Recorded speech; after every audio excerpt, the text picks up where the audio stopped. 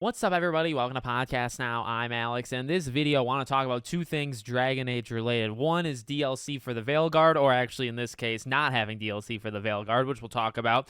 And then also some talk about Dragon Age, a remaster collection, and why it's pretty unlikely to happen, although the never say never kind of tagline has come out again. Now, I want to start with the DLC pretty quick, kind of get it out of the way. I got more stuff to talk about when it comes to that remaster, because honestly, it's something that I have talked about. I did a video a few months ago talking about Dragon Age 1, why I desperately think it needs a remaster at the very least, right? A Mass Effect type thing, which we'll talk about. So, in terms of DLC, they talked about, they did an interview with Rolling Stone, and they simply said, no, there's not going to be anything else for this game. IGN did more digging and said that they think there's going to be more like quality of life improvements, like, smaller, but probably pretty important things to the game. But their full attention is now on Mass Effect. I don't fully understand how BioWare works. I always thought there was like two full-fledged teams working on Dragon Age and Mass Effect. It seems like that's never really been true, so maybe I just got my wires crossed, but it seems like there's been like most people work on one, some people work on the other. They kind of borrow people when they need to,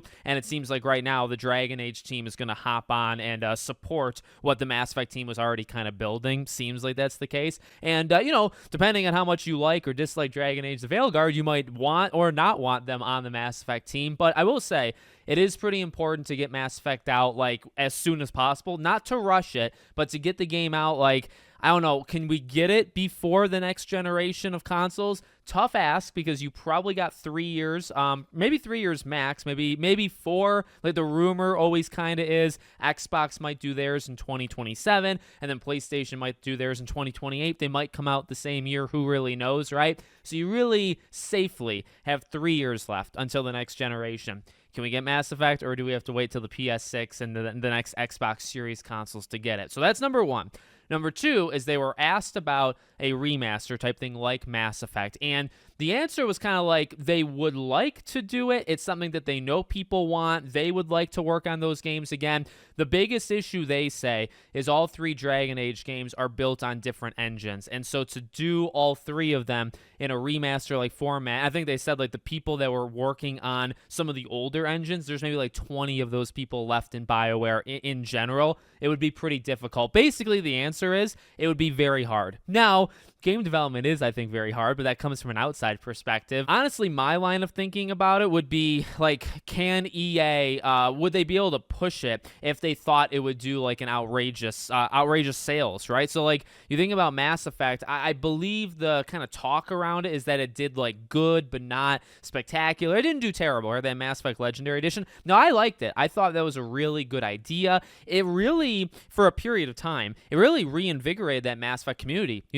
Coming off of Andromeda and then just having nothing, and we know like what BioWare was going through for all that time, but in the Mass Effect fandom there really wasn't much. And then you had that, and not only was it a new time, right, to experience this, or just re-experience, right? It was a time to jump back in and experience, I think, 3 really great games. I'm a big fan of 3, controversially maybe, but not only was it that, but it was, okay, we're gonna give these games some real like updated things. And Mass Effect, it really was kind of staggered, right? Mass Effect 1 had the most work put into it to kind of make it new. Mass Effect 2 a little bit less, and the Mass Effect 3 even less. And I think that's totally fine. I think you could do the exact same thing for Dragon Age. And now again, like, did that sell? Was that like the best selling thing BioWare's ever made? No, but it didn't sell terribly. It's just I would say, like, I get it if the idea is, because they say it's hard, right? But it's difficult because of the engines, and that would just take a lot of work.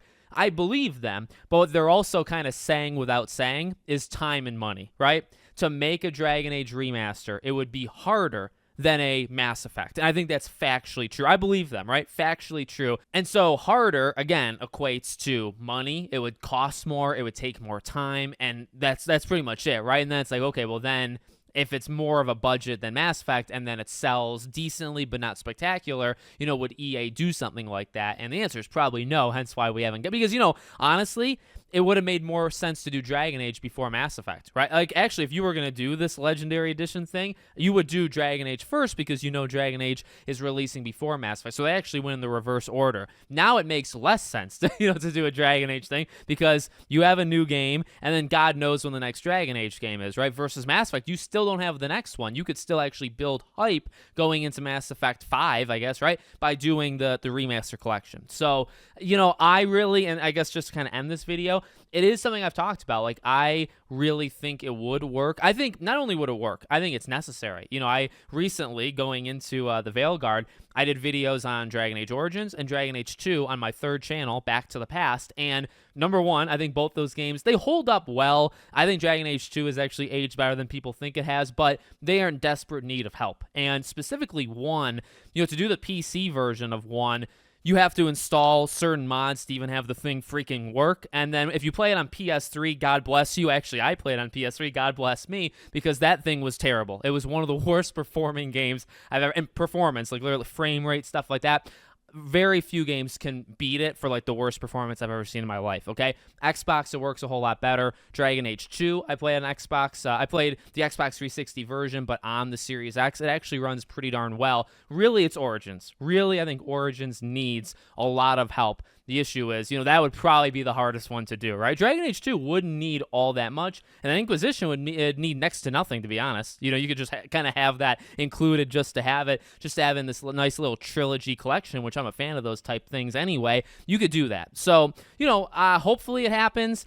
I think it's less likely, like, the further you go. And again, like, specifically to the whole, they did it out of order. It made sense to do Dragon Age actually literally when Mass Effect did it, because it was leading into the Veilguard, and now here we are. Now, is there a want for it? I think, like, if you did something with 1, a remaster, just one, literally just one, not even a collection. If you did a Origins remaster remake, I think that would actually do quite well, to be honest. So let me know what you guys think in the comments. Make sure, as always, you're subscribed to the channel, bell icon turned on. I hope to see you all on the next one.